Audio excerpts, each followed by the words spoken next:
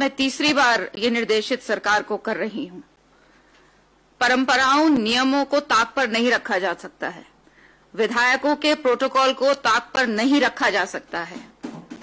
शायद समय आ गया है कि स्पीकर के माध्यम से अकेडमी जो मसूरी में है, वहां एक पत्र लिखना पड़ेगा कि आप जो पढ़ाई कराते हैं, साथ ही साथ प्रोटोकॉल भी सिखाया जाए इन अफसरों को।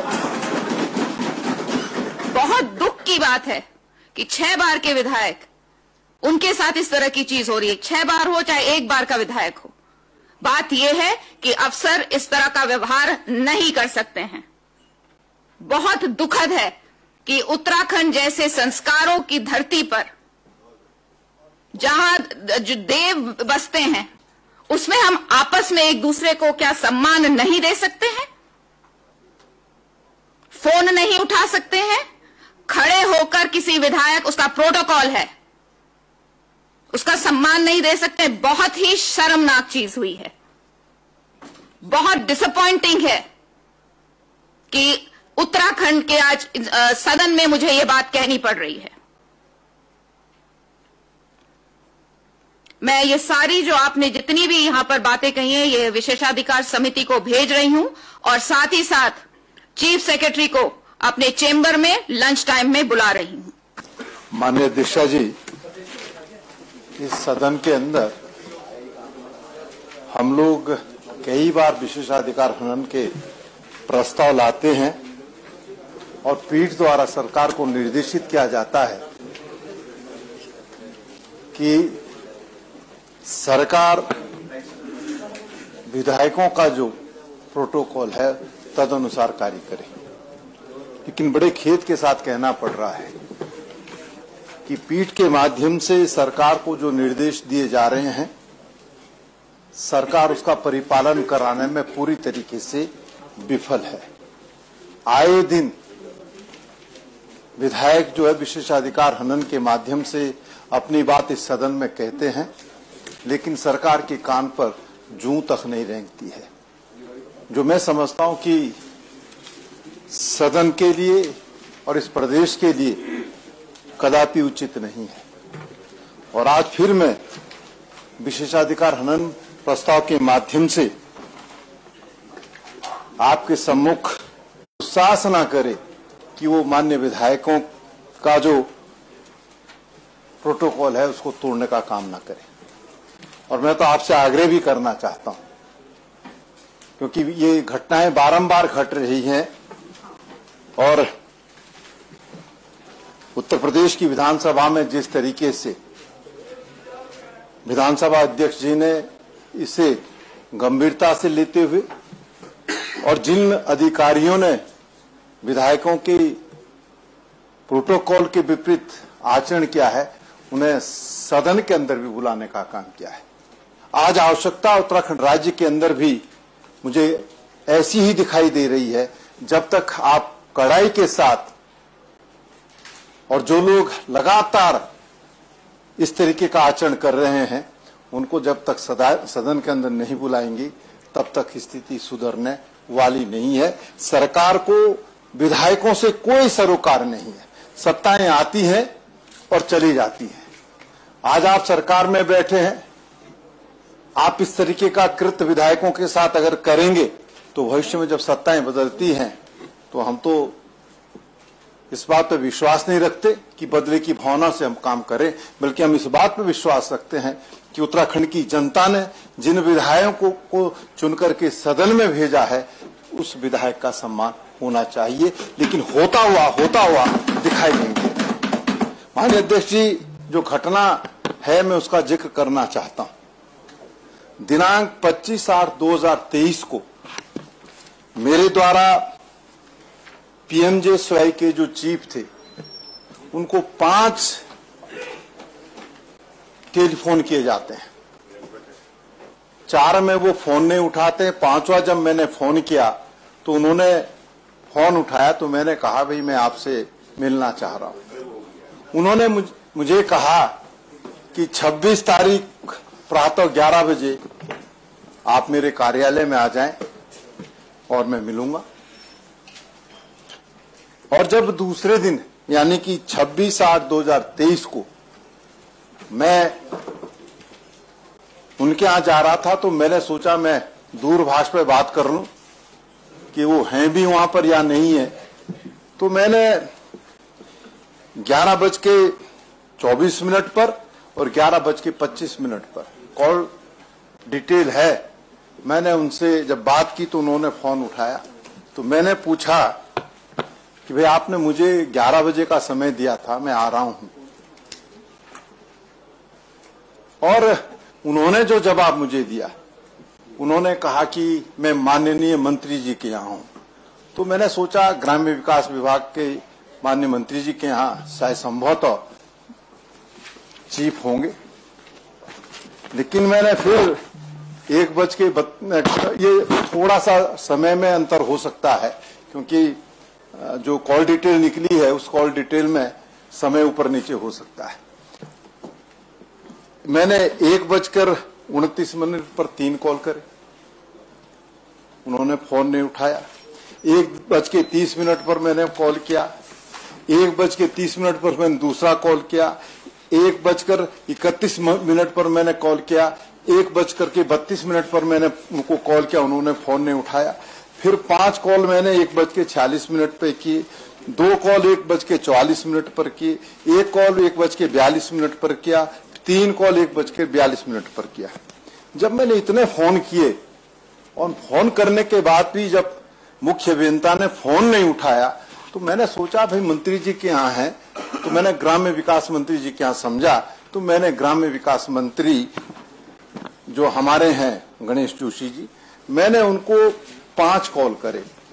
हो सकता हो उनके कॉल पहले व्यस्त थे, उन्होंने मेरा फोन उठाया। मैंने उनसे जानना चाहा कि भाई मुझे जो मुख्य अभियंता है PM जयसवाई, उन्होंने 11 बजे का समय दिया है और मैं उनको लगातार फोन कर रहा हूं, फोन उठा नहीं रहे हैं, कि क्या मैंने कहा मुख्य अभियंता आप यहाँ हैं? तो माननीय मंत्री जी ने 1:33 पर कॉल, 1:35 पे 2 कॉल करे, 1:33 पे फिर कॉल करा।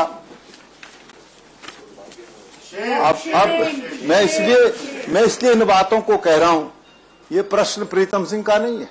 मैंने कहा ना कि अगर हम विशेषाधिकार हनन के प्रस्ताव सदन के अंदर लाते रहे, आपकी पीठ से सरकार को निर्देशित किया जाता रहा है और सरकार उस पर कोई ध्यान नहीं देगी, तो कहीं ऐसा न हो कि किसी दिन ऐसी स्थिति पैदा हो जाए कि जो फिर बहुत गंभीर हो जाए। मैं इसलिए फिर उनको मैंने फोन करा, फिर मैंने उनसे पूछा कि मुझे गणेश जोशी जी ने फोन किया, तब मेरा फोन पिकअप करा। तो मैंने पूछा कि भाई आप तो उनके यहाँ थे ही नहीं।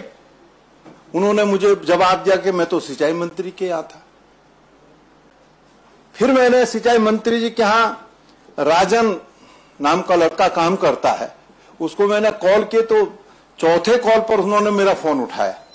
मैंने उनसे पूछा कि भाई मुख्य अभियंता PM जयसवाई ये आपके माननीय मंत्री जी से मिलने आए? तो उन्होंने कहा कि हाँ, ये 10:30 बजे आए और 11:15 बजे के करीबन या 11 बजे के करीबन वो चले गए। तो ये हालत, यानी आप ताज्जुब करेंगे कि 26/8/2023 को 28 कॉल मैंने मुख्य अभियंता को।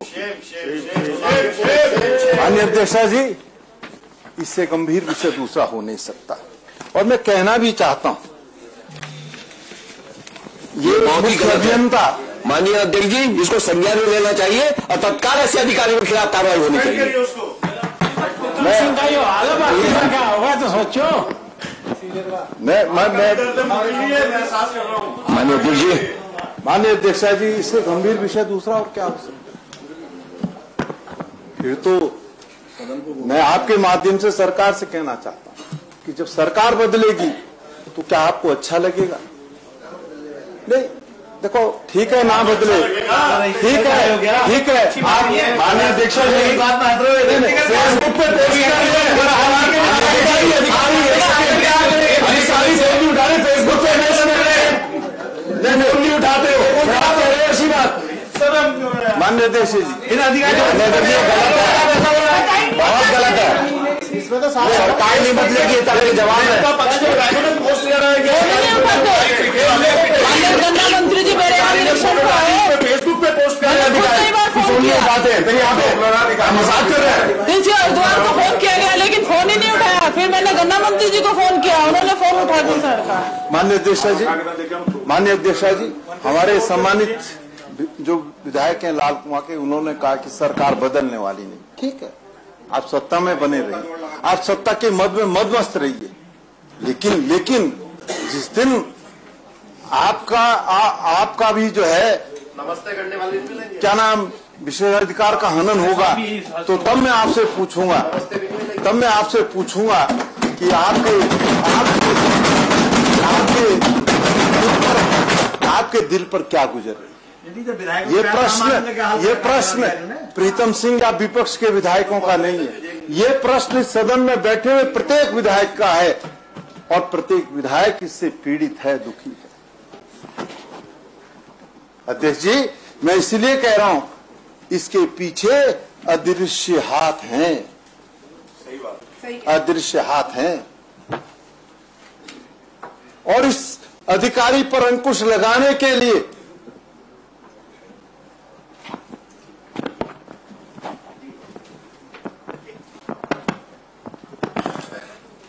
माननीय मुख्यमंत्री जी ने 30 जून 2023 को एक IAS अफसर है डॉक्टर राजेश कुमार, इनको CEO नियुक्त किया, और CEO नियुक्त करने के बाद 5 अगस्त को इन्होंने जो है PMGSI मुख्यालय पर छापा मारने का काम किया, और ये वो समाचार है। और इन्होंने इसमें कहा 700 करोड़ के कार्यों में अनियमितता पाई।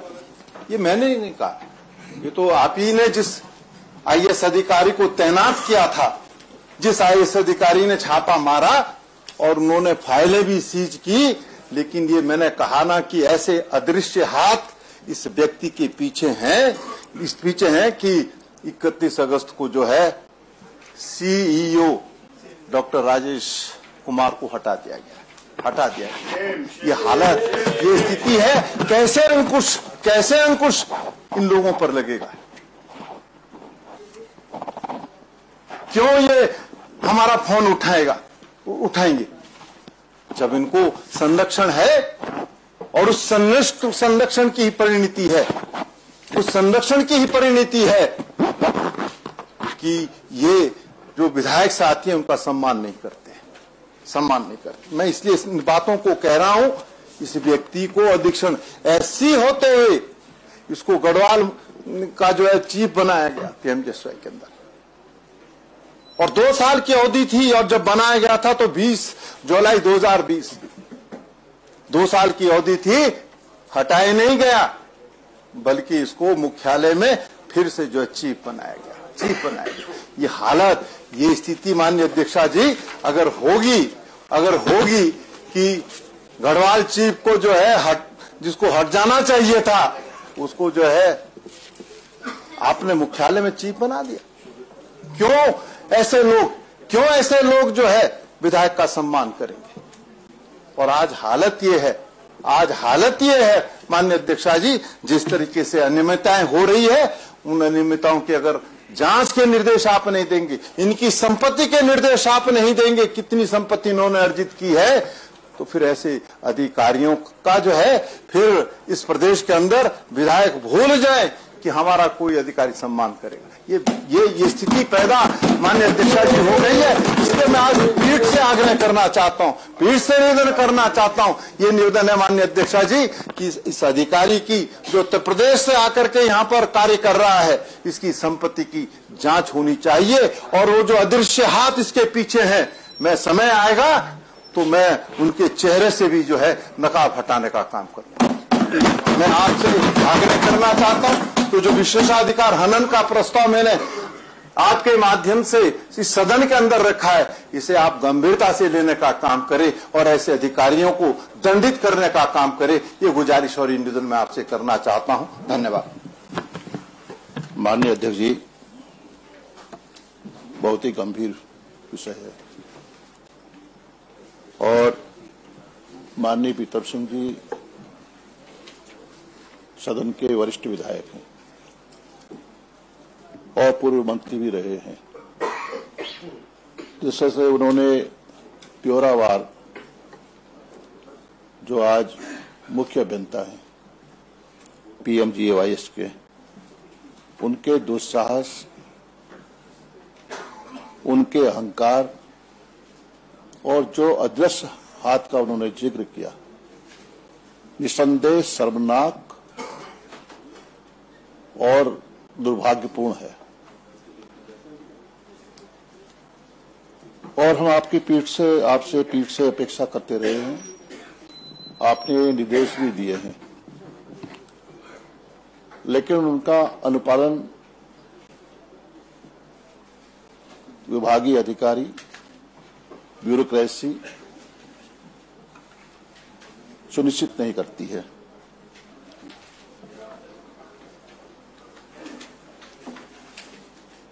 PMGAYS के जो मुख्य अभियंता हैं वर्तमान में, उनमें क्या ऐसा खूबी देखने को मिली?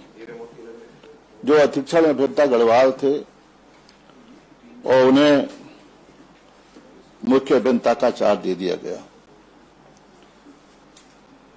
जिस तरह से विपक्ष और सत्ता पक्ष के विधायक, जो माननीय विधायक यहां पर मौजूद हैं, सदन में मौजूद हैं,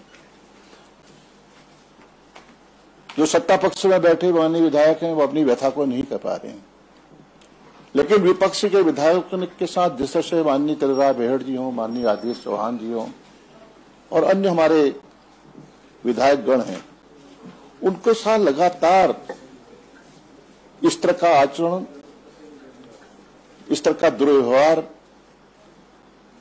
अधिकारी करते रहे और निश्चित रूप से लोकतंत्र के लिए बहुत घातक भी है। लोकतंत्र में हम ऐसी अपेक्षा भी नहीं करते हैं। पीठ से लगातार निर्देश भी जारी हुए हैं। मैं उत्तर प्रदेश की असेंबली में, उत्तर प्रदेश की विधानसभा में भी मुझे कार्य करने का अवसर मिला है। मुझे आज भी दृष्टांत याद है कि एक सीनियर IAS ने माननीय विधायक के साथ अभद्रता की, उनकी विधानसभा में उनके साथ दुर्व्यवहार किया और पीठ की तरफ से निर्देश हुआ, माननीय अध्यक्ष जी, विधानसभा सदन के अंदर बाड़ा बना दिया गया, उनको कटघरे में खड़ा कर दिया गया और उस अधिकारी ने वहां से कटघरे से आते हुए माननीय विधायक के पैरों पर गिर गया। ये कड़ा रुख था स्पीकर का और माफी मांगी उसने, मुझे समायाचना में क्षमा कर दीजिए, मैंने अपराध किया है, मुझसे गलती हुई है। ये उत्तराखंड की विधानसभा में आए दिन इस तरह के मामले हमारे संज्ञान में, आपके संज्ञान में आते हैं माननीय अध्यक्ष, लेकिन कोई सुनने को तैयार नहीं, कोई सुनने को तैयार नहीं। मैं भी इसी पीठ पर, आपकी पीठ पर आसीन रहा हूं माननीय अध्यक्ष जी, हमने भी दिशा निर्देश दिए हैं, लेकिन लगातार प्रजातांत्रिक मूल्यों का हिरास हो रहा है, जनप्रतिनिधियों की निरंतर अवहेलना की जा रही है। इतना बड़ा दुस्साहस जो प्रीतम सिंह जी, मैंने कहा सीनियर लीडर भी हैं, वरिष्ठ नेता भी हैं, पूर्व मंत्री भी रहे हैं, अगर इनके साथ इस तरह का आचरण किया जा सकता है, इस तरह का व्यवहार किया जा सकता है, तो जो हमारे जनप्रतिनिधि, हमारे माननीय विधायकों के साथ किस तरह का आचरण ब्यूरोक्रेसी करती होगी, इसकी कल्पना नहीं की जा सकती है। मेरा मानना है कि जैसा कि आपने कहा कि अगर माननीय विधायक, वो भी इंसान है, अगर इसी तरह कहीं पर कोई दुर्घटना, कोई हादसा, किस तरह से कोई वाद विवाद हो गया, तो इसके लिए जिम्मेदारी किसकी होगी? ये तो जिम्मेदारी तय कौन करेगा? हम लगातार कहते रहे माननीय अध्यक्ष जी कि अफसरशाही बिल्कुल बेलगाम हो चुकी है, अफसरशाही पर सरकार का नियंत्रण बिल्कुल नहीं रहा है। ये अफसरशाही, अफसर ब्यूरोक्रेसी के साथ सरकार का मुख्य, जो हमारे सरकार में बैठे हुए लोग हैं, उनका संरक्षण है ऐसे लोगों को जो भ्रष्ट हैं और जिनके खिलाफ कई आरोप हैं, उन लोगों को ऐसी जगहों पर तैनाती करने का काम सरकार करती रही है। मुख्य अभियंता के बारे में, जिसके बारे में आप माननीय प्रीतम सिंह जी ने कहा, पीएमजीएवाईएस में अगर देखा जाए, परतें खोली जाए, एक से एक बढ़कर घोटाले सामने आएंगे। वो चेहरे बेनकाब होंगे जो लोग इसमें सम्मिलित हैं, जो अधिकारी इसमें सम्मिलित हैं, जो प्रतिनिधि इसमें सम्मिलित होंगे। दूध का दूध, पानी का पानी हम चाहते हैं माननीय अध्यक्ष जी, आपसे अपेक्षा करते हैं। मेरा आपसे निवेदन माननीय अध्यक्ष जी, आज एक नजीर पेश करने की जरूरत है। ये सवाल प्रीतम सिंह जी का नहीं है,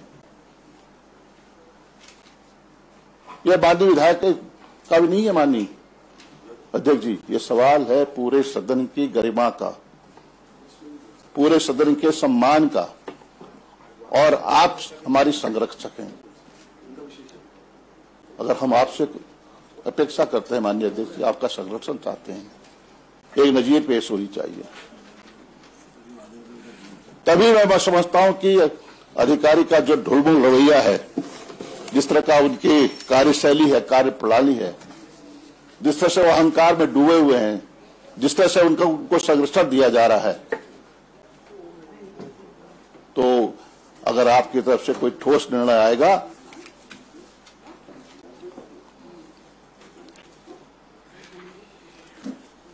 यहां तक कि माननीय अध्यक्ष जी, अधिकारियों का इतने निरंकुश हो गए हैं कि विधायक निधि जनपदों में रिलीज नहीं हो रही है,